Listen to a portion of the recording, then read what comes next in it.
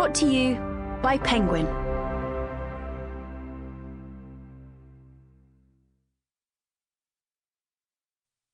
Kissinger by Niall Ferguson. Read by Roy McMillan. Part 1. 1923 to 1968. The Idealist. Preface. Indeed, I cannot conceive a more perfect mode of writing any man's life than not only relating all the most important events of it in their order, but interweaving what he privately wrote and said and thought, by which mankind are enabled, as it were, to see him live, and to live o'er each scene with him as he actually advanced through the several stages of his life.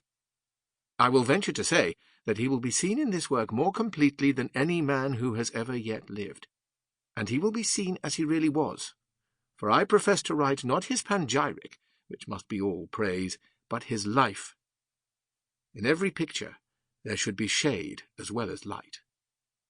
Boswell, Life of Johnson. The task of the biographer, as James Boswell understood, is to enable the reader to see in her mind's eye his subject live. To achieve this, the biographer must know his subject. That means reading all that he wrote, as well as much that was written about him.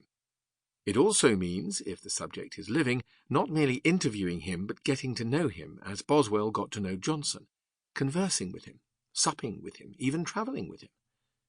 The challenge is, of course, to do so without falling so much under the subject's influence that the reader ceases to believe the disclaimer that the work is a life, not a panegyric. Boswell, who grew to love Johnson, achieved this feat in two ways: by making explicit Johnson's boorish manners and slovenly appearance, but also, as Jorge Luis Borges noted, by making himself a figure of fun, a straight man to Johnson's wit, an over-excitable Scot to Johnson's dry Englishman. My approach has been different.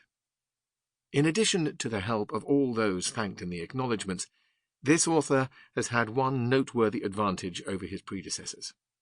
I have had access to Henry Kissinger's private papers, not only the papers from his time in government, housed at the Library of Congress, but also the private papers donated to Yale University in 2011, which include more than 100 boxes of personal writings, letters, and diaries dating back to the 1940s. I have also been able to interview the subject of the work on multiple occasions and at considerable length. Not only has this book been written with Henry Kissinger's cooperation, it was written at his suggestion. For this reason, I can predict with certainty that hostile reviewers will allege that I have in some way been influenced or induced to paint a falsely flattering picture. This is not the case.